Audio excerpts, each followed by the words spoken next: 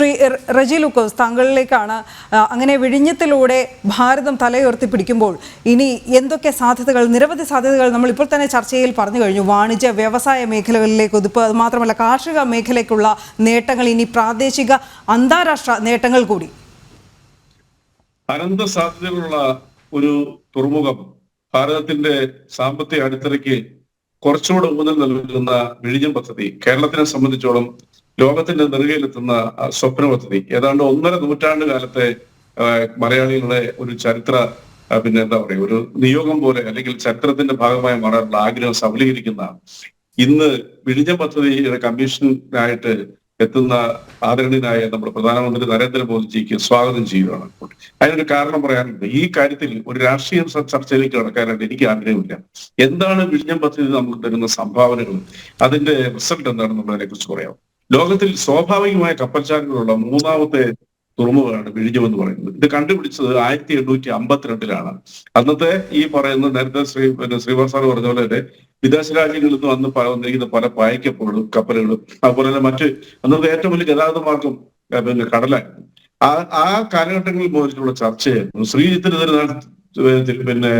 കേരളം തിരുവിതാംകൂർ ഭരിച്ചിരുന്ന കാലത്ത് അത് കുറച്ചുകൂടെ ആക്റ്റീവായും ഇന്ത്യക്ക് സ്വാതന്ത്ര്യം കിട്ടിയത് 1956 ഇതിനെക്കുറിച്ചുള്ള സർവേകൾ നടത്തി. പക്ഷെ പല കാരണങ്ങളാണ് ഇത് മാറി. അച്യുതാനന്ദന്റെ ഭരണകാലത്ത് ഇത് 2 കമ്പനികളുമായിട്ട് കരാറിൽ ഏർപ്പെട്ടു. നിർഭാഗ്യവശാൽ ആ കമ്പനികൾ ആയിട്ട് അതിന്റെ ഫൈനൽ സെറ്റിൽമെന്റിലേക്ക് പോകാനുള്ള സാധിച്ചില്ല.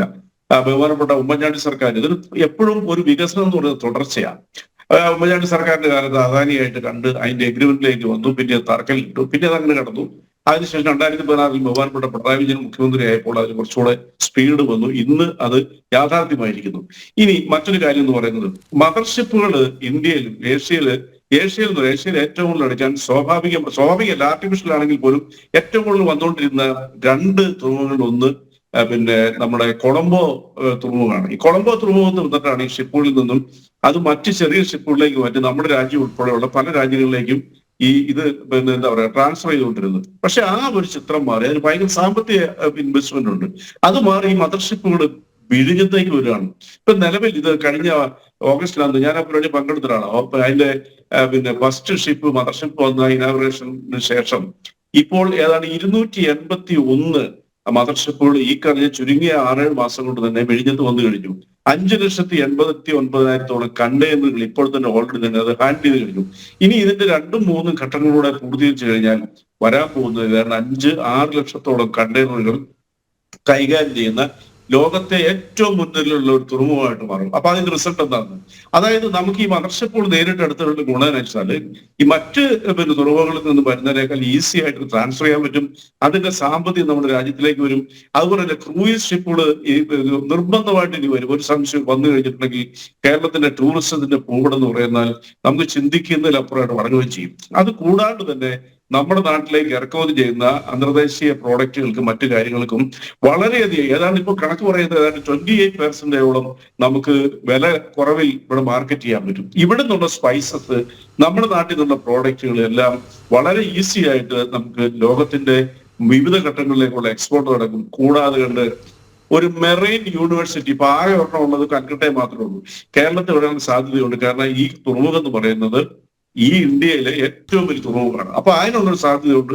ഇപ്പോൾ തന്നെ ഏതാണ്ട് 2000-ഓളം ആളുകൾക്ക് അവിടെ തൊഴിൽ കൊടുത്തു. അതിൽ 62% വിഴിഞ്ഞത്തെ എന്നുള്ള പ്രാദേശികമായിട്ടുള്ള ആളുകളാണ്. ഏറ്റവും കൗതുകരവും ഏറ്റവും നമ്മൾ വിവരിക്കേണ്ട പ്രശ്നം എന്താന്ന് പറഞ്ഞാൽ വിഴിഞ്ഞത്തെ മത്സ്യത്തൊഴിലാളികളുടെ പെൺകുട്ടികൾ ആണ് ഇപ്പോൾ കണ്ടെയ്നറുകൾ ഹാൻഡിൽ ചെയ്യുന്നത്. അവർ ഇറക്കാനും കയറ്റി വിടാനായിട്ടും ചെയ്യുന്നത് സ്ത്രീകൾ നിയന്ത്രിക്കുന്ന കണ്ടെയ്നർ ഓപ്പറേഷൻ ആണെന്നുള്ളതാണ് ഏറ്റവും വലിയ ഹൈലൈറ്റ് എന്ന് പറയുന്നത്. അപ്പൊ നമ്മൾ ആലോചിച്ച് നോക്കിയാൽ വിഴിഞ്ഞ പദ്ധതി വന്നപ്പോൾ ആദ്യം എതിർത്തവർക്കല്ല ഇപ്പോൾ മനമാറ്റം വന്നിട്ടുണ്ട്. കാരണം അവരുടെ സംസ്കാരവും സാമ്പത്തിക അടിത്തറയും അതിവിശാലമായിട്ട് വളരാൻ പോകുന്നു. ഈ കാര്യത്തിൽ അദാനി ഗ്രൂപ്പിനെയും ഇതിനെ ഏറ്റവും കൂടുതൽ ചുക്കാൻ പിടിക്കുകയും 61% ഇൻവെസ്റ്റ്മെന്റ് നടത്തുകയും ചെയ്ത കേരള സർക്കാരിന് എത്ര അഭിനന്ദിച്ചാലും മതിയാകത്തില്ല. നമ്മൾ രാഷ്ട്രീയം പറയുമ്പോൾ വികസനത്തിൽ ഒരിക്കലും രാഷ്ട്രീയം വരാൻ പാടില്ല. എന്റെ ജീവിതത്തിൽ ഞാൻ നേരിട്ട് അനുഭവിച്ചൊരു കാര്യം കൂടെ ഈ ചർച്ചയെ പറയണമെന്ന് ആഗ്രഹിക്കുകയാണ്.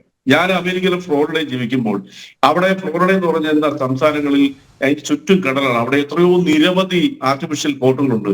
അവിടെ ഞങ്ങൾ ചെന്നതിന് ശേഷം ഞാൻ താമസിക്കുന്നതിന് കേവലം 8 മൈൽ അപ്പുറം, 8 മൈൽ എന്ന് പറയുന്നത് 12-13 കിലോമീറ്റർ അപ്പുറം ഒരു ഒരു വലിയൊരു ഈ പറയുന്ന തുറമുഖം ഓപ്പൺ ചെയ്തു. ഒരു ചെറിയ വാർത്തയല്ലാതെ കൊണ്ട് അവിടെ ഞങ്ങളെ കൊണ്ടുവന്ന് അവരെ ഒന്നും പറയത്തില്ല. നമ്മുടെ നാട്ടിൽ മാത്രമേ ഈ വിഷയമുള്ളൂ. ഇത് മാറ്റി വെച്ച് വികസനത്തിൽ രാഷ്ട്രീയത്തിന് അതീതമായിട്ട് ചിന്തിക്കണം. ബഹുമാനപ്പെട്ട പ്രധാനമന്ത്രി ഇന്നിവിടെ സമർപ്പിക്കുന്നത് രാഷ്ട്രീയപരമായ സമർപ്പണമല്ല. അദ്ദേഹം ഈ പുൽവാമ വിഷയത്തില് ഇത്രയ്ക്കും വലിയ രീതിയിലുള്ള സങ്കീർണമായ സാഹചര്യങ്ങൾ അഭിമുഖിച്ചുകൊണ്ടിരിക്കുമ്പോൾ കേരളത്തിലേക്ക് പറന്നിറങ്ങി ഈ സ്വപ്ന പദ്ധതി ഉദ്ഘാടനം ചെയ്തെന്ന് പറഞ്ഞാൽ അതൊരു നിസ്സാര കാര്യമല്ല. അത് ചെറിയ കാര്യമായിട്ട് ആരും കാണരുത്. നമ്മുടെ ചെറിയ മനസ്സുകളാണ് അതിനകത്ത് രാഷ്ട്രീയം കാണുന്നു, അതിനകത്ത് ഉമ്മൻചാണ്ടിയാണ് കൊണ്ടുവന്ന്, അല്ലെങ്കിൽ മറ്റേ എന്താ പറയാ ശശി തരൂരിന്റെ സംഭാവനയുണ്ട്, അല്ലെങ്കിൽ പിണറായി പോസിറ്റീവ് ആണ് താങ്കളുടെ പ്രതികരണം ശ്രീ റജി ലൂക്കോസ്.